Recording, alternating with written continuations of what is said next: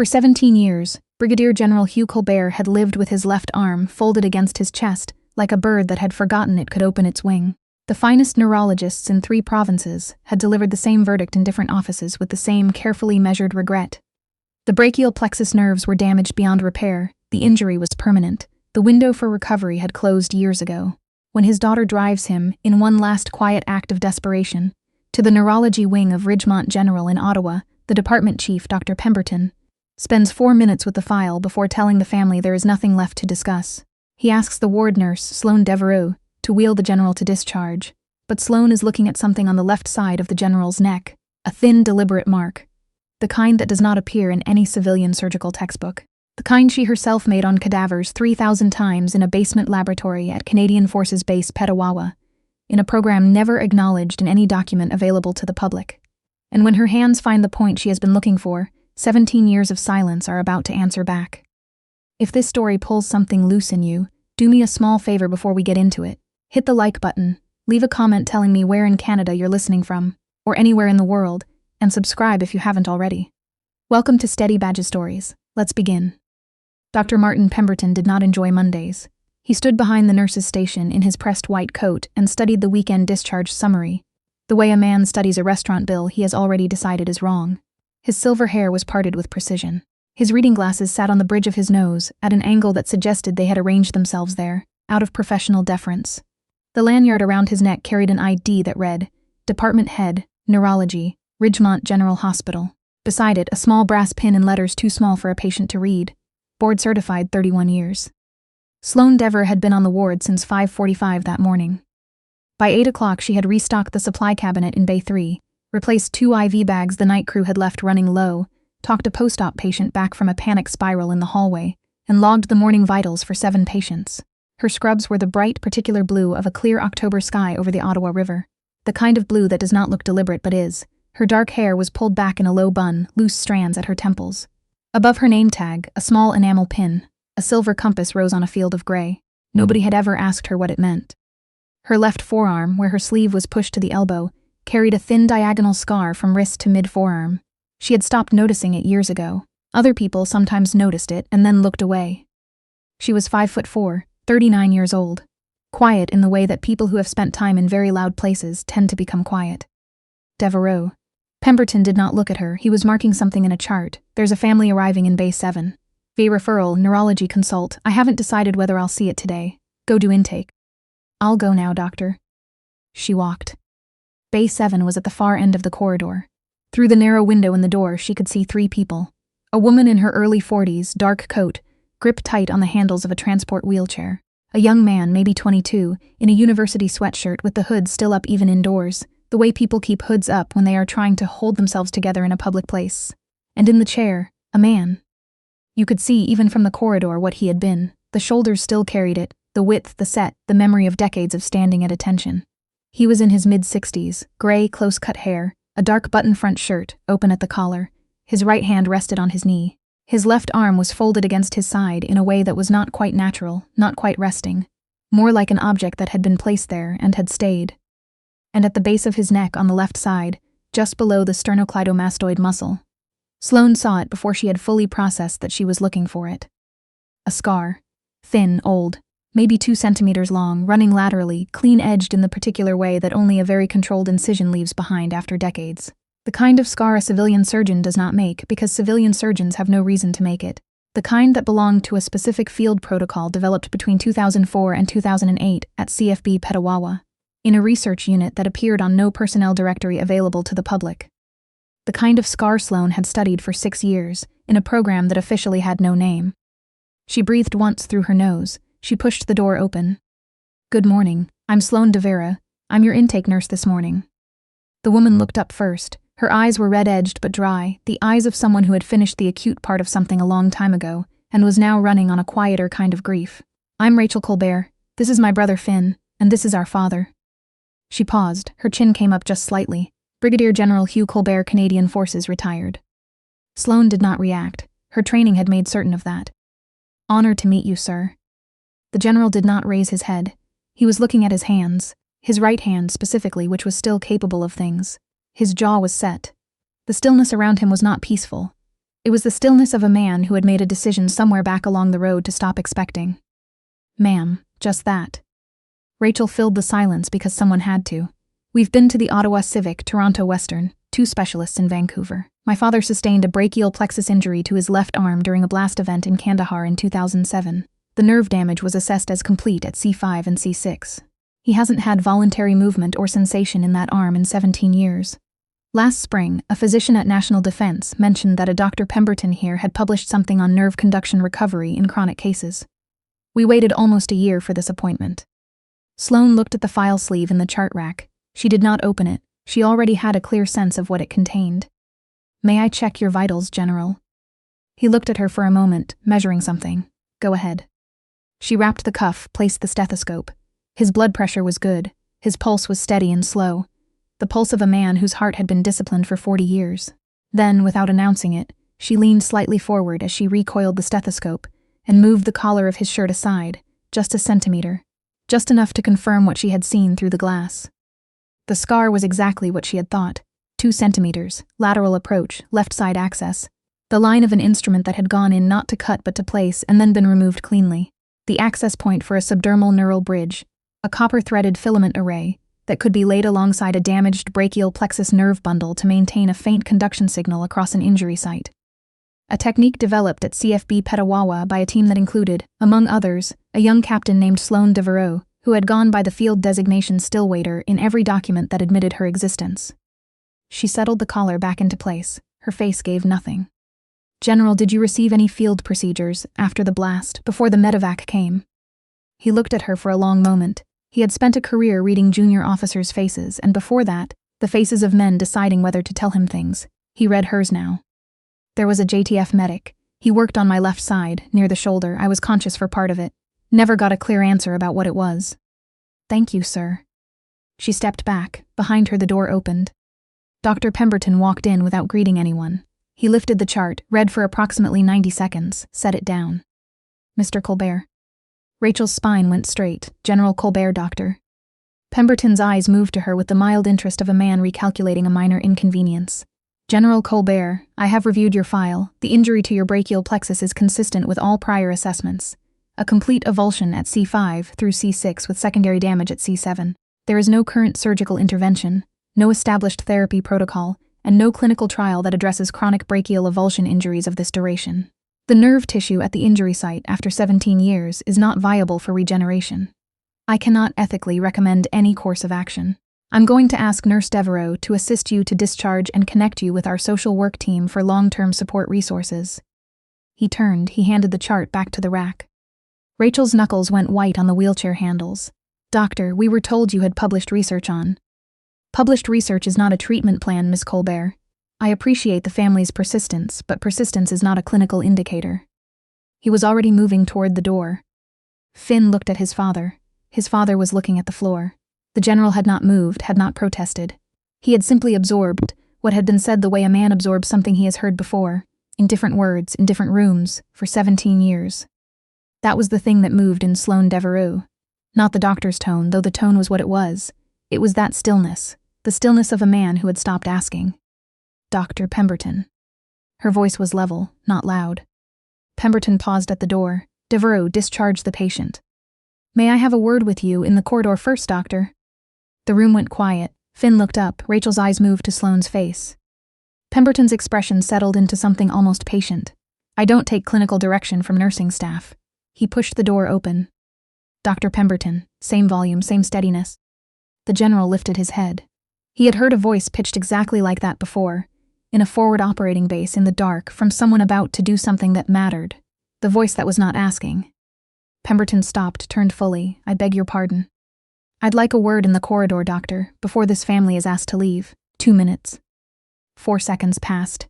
Then Pemberton made a short sound and walked out. Sloane looked at Rachel. "Don't move the chair. I'll be right back." The corridor was empty at this end of the ward.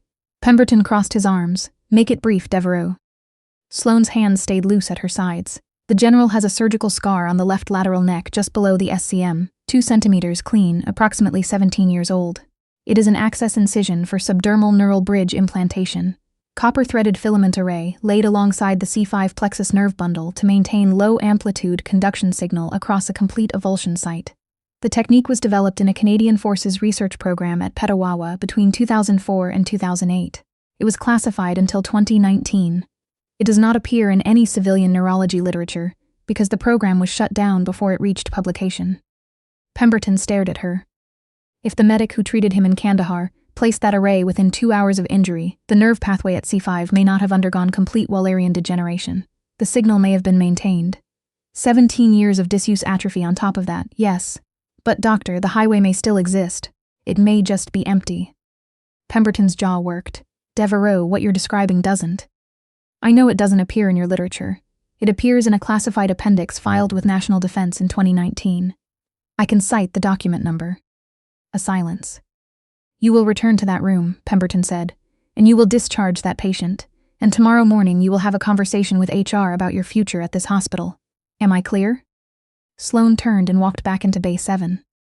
Rachel had not moved. Finn had his hands flat on his thighs, bracing. The general was watching the door. Sloane walked to the side of the wheelchair. She crouched down so that her face was level with his. Her right hand, the one with the long scar, rested on the armrest. She did not touch him yet. General Colbert. Her voice was very quiet. I would like to examine your left shoulder and the base of your neck, with your permission.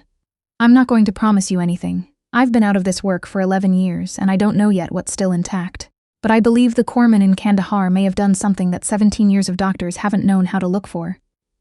May I have your permission, sir? The general looked at her for a long time. He looked at the compass rose pin above her name tag. He looked at the scar on her forearm. He looked at her eyes, which were a steady gray-green and did not waver. He had spent 40 years learning to read the difference between someone managing him and someone telling him something true.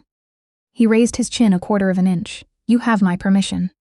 Sloane stood. She went to the supply cabinet. She came back with a penlight, a reflex hammer, and something she had placed on the lower shelf herself on her first shift at Ridgemont General 11 years ago, and moved to each new storage location every time the unit reorganized. A flat canvas roll, gray, sealed with a strip of medical tape that had been replaced so many times it had left a faint ghost outline on the fabric. Rachel stared at it. What is that? A neural pulse array. 12-point contact, manual activation. Sloane began to peel the tape. It's not standard equipment. There are 3 of them in existence that I know of. The door opened. Pemberton was back. He had not called security, which meant something. His arms were crossed. Devereaux, this is your final opportunity. Doctor, I'm going to perform a brief assessment with the general's consent. It will take 6 minutes. After that, this family can make their own decision. You will not. Sir. It was the general. He had not raised his voice. He did not need to. The single word filled the small glass room the way a flag fills a flagpole, completely without effort. I have been given orders by people with considerably more brass than a hospital administrator for 40 years, doctor. I do not require permission from my physician to allow a nurse to examine my shoulder. He paused. You may observe if you choose. Either way, we're proceeding. Pemberton's mouth opened, closed. He did not leave. Sloane unrolled the canvas. The array lay flat on the supply tray, 12 copper contact points arranged in a precise geometric pattern along a thin gray fabric base. Beside them, in a small interior pocket, a handheld controller no larger than a key fob. Single dial, single button. She looked at Pemberton. Doctor, if I'm right about this, it will appear in a journal within the year. You can observe and be part of the record, or you can stand in the doorway. That's your choice. He did not move toward the door. Rachel, Finn, I need your father's shirt off, just the left side. Rachel's hands were trembling as she worked the buttons. Finn helped lift the left arm, carefully, the way you handle something precious that has also become fragile. The shirt came away. The general leaned forward. His back was the back of a man who had once been enormously strong, and whose muscles had partially forgotten they could be. At the base of his neck on the left side, just below the hairline, Sloane found the second mark, smaller than the first, round. The diameter of a pencil eraser, faint against the skin. On a civilian chart it would have been recorded as an old mole or a healed skin lesion. On Sloane's internal record it was exact and unmistakable. The surface marker for a subdermal neural array anchor point, placed to allow future practitioners to locate the implant without imaging. If they knew what to look for. Dr. Pemberton, she said without turning around, please come and look at this mark. A pause, then footsteps. Pemberton stood at her left shoulder. That is the surface marker for the implant anchor. The array will be threaded along the C5 nerve bundle, approximately 2 centimeters below the surface. The marker confirms the implant is still seated. She placed the pad of her right index finger, the one with the scar crossing the adjacent knuckle, very gently on the small round mark. She pressed. The general made a sound. Small, an intake of breath, sudden and involuntary. The sound of a man who has just received a signal from a part of himself he stopped expecting to hear from before his daughter finished secondary school. Rachel's hand went over her mouth. Finn turned toward the wall and pressed his palm flat against it. His shoulders shook once, twice, and then went still as he held himself in. Pemberton took one step forward. What was that? Sensation, doctor. He felt that pressure. The trapezius engaged on his left side. She did not move her finger. General, where did you feel it? Left shoulder. His voice was very steady. He was making it steady down toward the elbow. Sloane closed her eyes for half a second and opened them. Good, I'm going to place the array across your left shoulder now. You may feel heat or pins and needles. If you feel pain, stop me. Understood. She placed the canvas array across his upper left back and shoulder, contacts against skin. She picked up the key fob controller. She turned the dial to 1. She pressed the button. The general's breath changed, longer, slower, pins and needles, left shoulder. Yes, Finn, help your father brace. Finn crossed the room without being told twice. He put his arm around his father's right side. His eyes were red. He said nothing. Sloane turned the dial to 2, pressed the button. The general's left hand, the hand that had been folded against his side for 17 years, moved. Not a spasm, not a flinch. The fingers extended, slowly. The index finger and the middle finger spread apart from each other by roughly 2 centimeters, and then the hand was still again, and the general was staring at it, with the expression of a man who has just heard his own name called across a very great distance. Rachel sat down on the edge of the supply shelf and pressed both hands over her face. The sounds she made were not quite crying and not quite anything else. Just the sound of 17 years releasing themselves in the space of 4 seconds. Finn's head went down against his father's shoulder. He didn't say anything, he just stayed there. The general was still looking at his hand. He had not moved the rest of his body. He was breathing very carefully, the way a person breathes when they have decided they will not weep in a room, with people they have only just met. He did not weep, but a single line of moisture tracked from the corner of his right eye, past his jaw, and disappeared into the collar of his undershirt. Sloane turned the dial back to 0. She set the controller on the tray. She stood up. Dr. Pemberton, I need an MRI, full cervical and brachial plexus with contrast, a nerve conduction study of the left upper extremity, and an EMG of the left deltoid, biceps, and hand intrinsics, and a physiatry consultation with someone who has experience in chronic disuse atrophy. Today. This family needs to be admitted tonight. Pemberton's tablet was in his hand. He had forgotten it was there. He was looking at the general's left hand, which had relaxed back to its resting position, but which had, 15 seconds ago, moved on command for the first time since Kandahar. Devereaux. His voice was not the voice from that morning. Yes, doctor. Who are you? Sloane didn't answer immediately. She picked up the canvas roll, began to fold it back along its seams. She looked at the compass rose pin above her name tag. I'm the ward nurse, doctor. A pause. Now please go order the MRI. By 11:30, Ridgemont General was moving in the careful, accelerated way of a hospital that has been surprised into action. The MRI suite on level 2 had been cleared. The nerve conduction technician had brought a portable cart to the corridor outside Bay 7 and was waiting without being told why. Sloane stood at the nurse's station and wrote in pencil on a yellow notepad, in the shorthand of someone who had spent years producing reports that only specific clearance levels could read. Array activation, left shoulder. Dial 2, finger centimeters spread, voluntary. Dial 1, paresthesia along C5 distribution, patient report.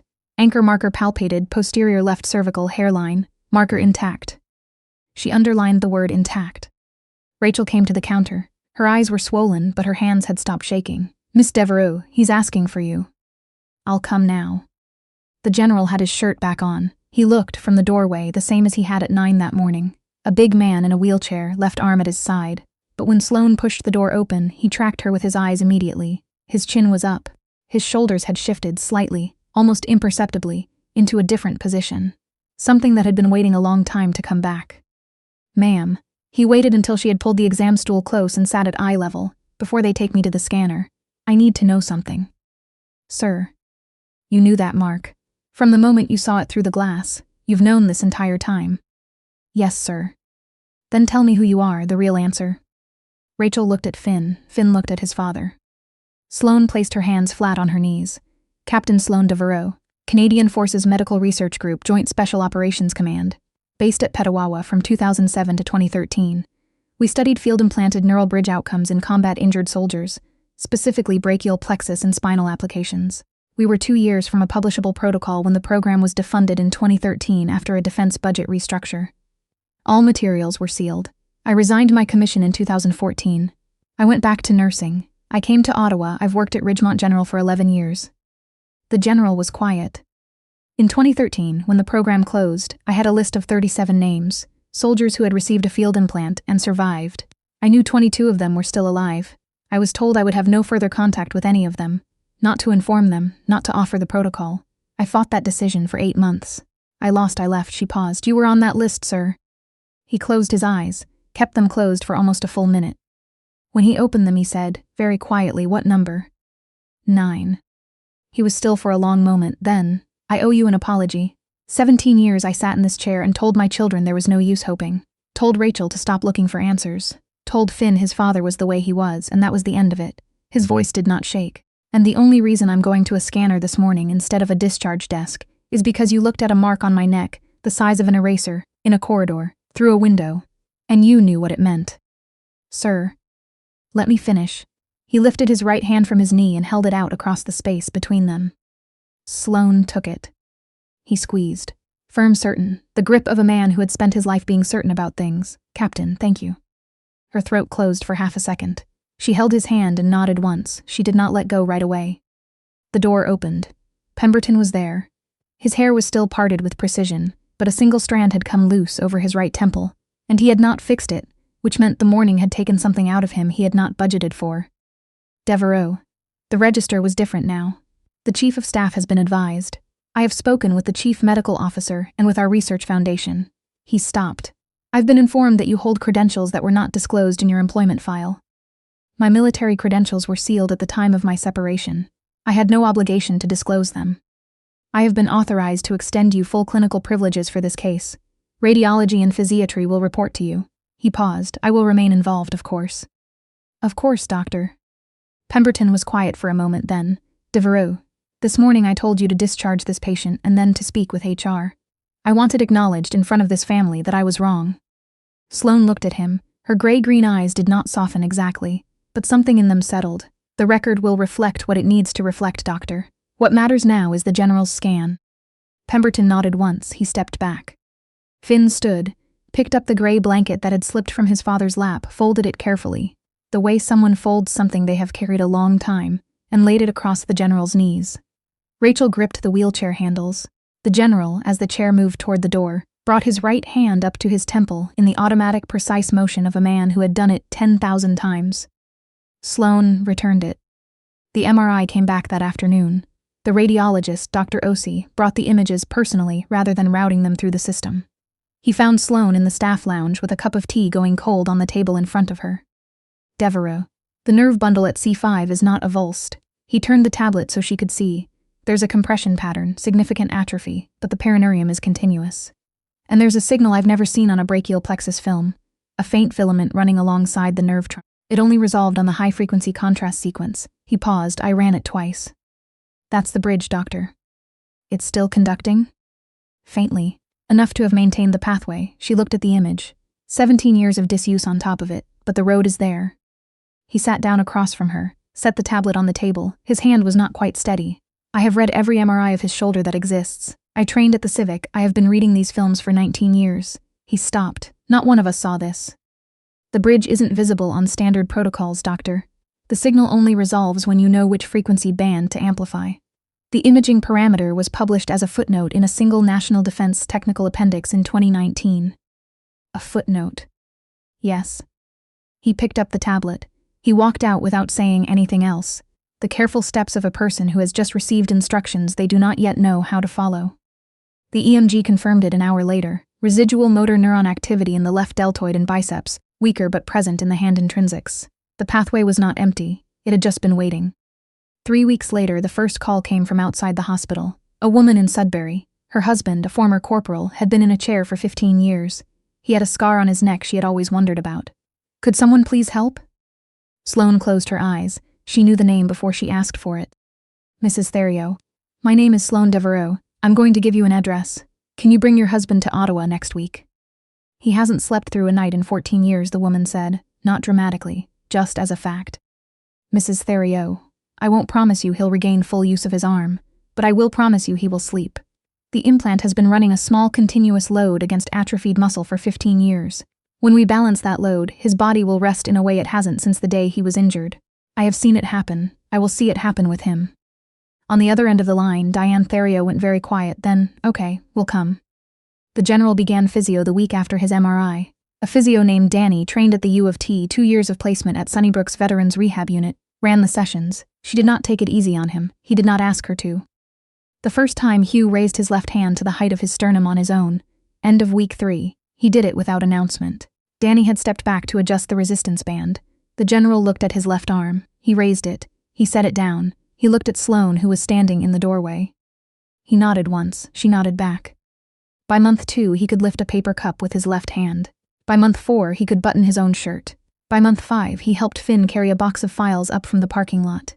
Finn did not say anything about it. He just let it happen, the way you let something happen you had stopped believing in. Other men came. Robert Theriot from Sudbury, who slept 8 hours on his first night. Warrant Officer Clive Beaumont from Moncton, who shook Sloane's hand left-handed, for the first time on the morning of his discharge. A master corporal from outside Edmonton, who gripped her right hand with both of his after the first assessment, and held on for a long time, not speaking, and she held still and let him. Not every man on the list could be helped. 2 had died before she could reach them. 3 were too far progressed. The implants degraded, the tissue beyond them too atrophied to respond. Sloane told each of them the truth.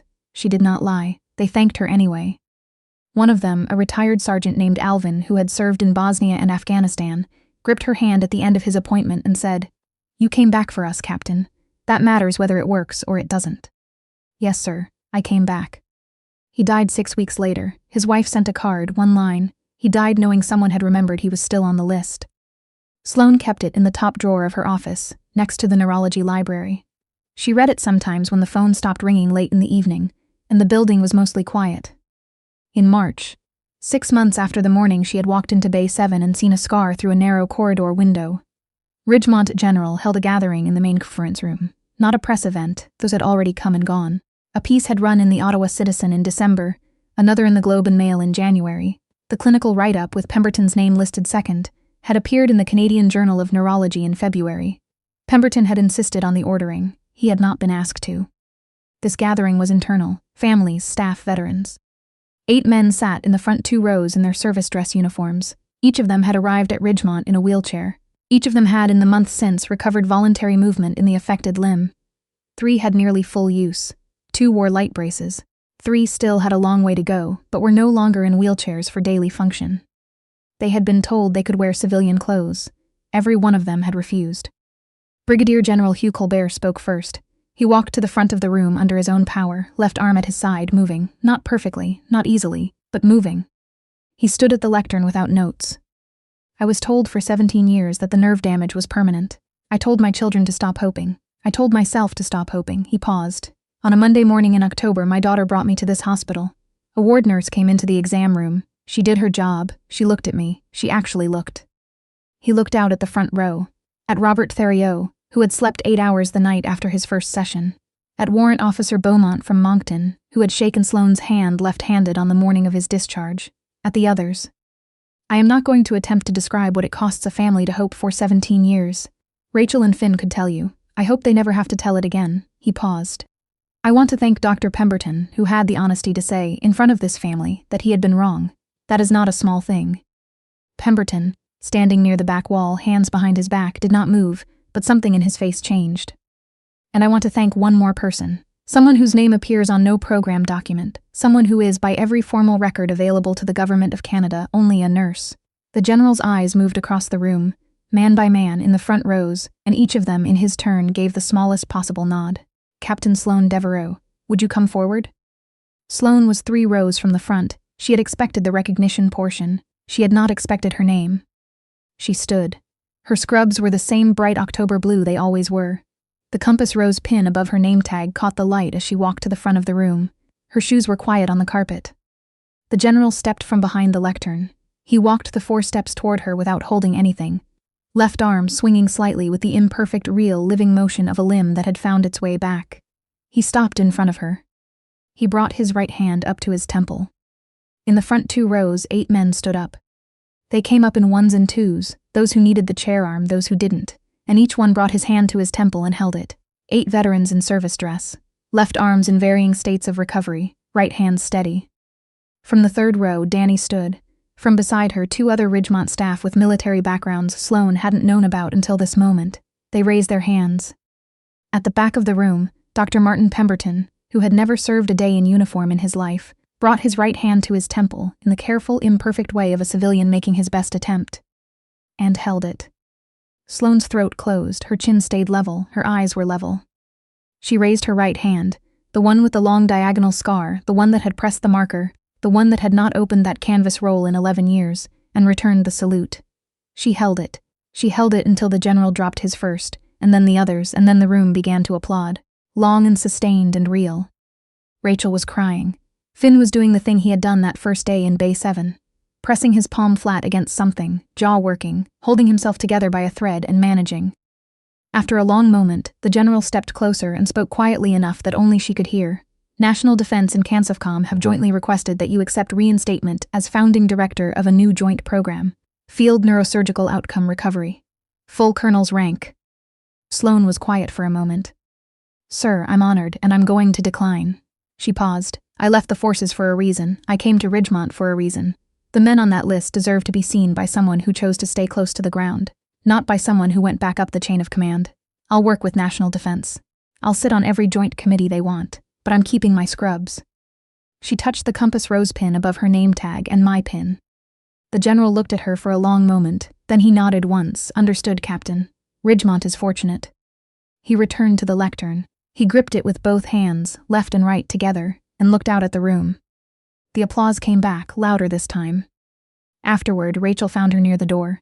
She put her arms around Sloane without asking and held on for 5 full seconds. Sloane held on back. When Rachel stepped away, she said, My father slept in his own bed last night. Not the hospital bed, not the ground floor room we set up in 2007. His own room. Upstairs. She stopped. He said he wanted the view. Sloane didn't answer right away.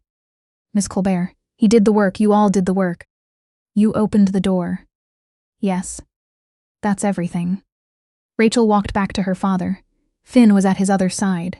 The 3 of them stood together near the front of the room, and for a moment Sloane forgot she was supposed to be anywhere else. Pemberton appeared at her elbow. He was holding 2 cups of coffee. He held one out to her. She took it. It was the right temperature. There are still 9 names, he said, from your list. I know, Doctor. I want to keep looking. So do I. He nodded. He turned and walked back toward the corridor, and the way he walked, slower than that morning in October, more careful about where he put his feet, told her something about what the last 6 months had cost him too, and she found she did not mind that. She drank the coffee. She set the cup on the table by the door.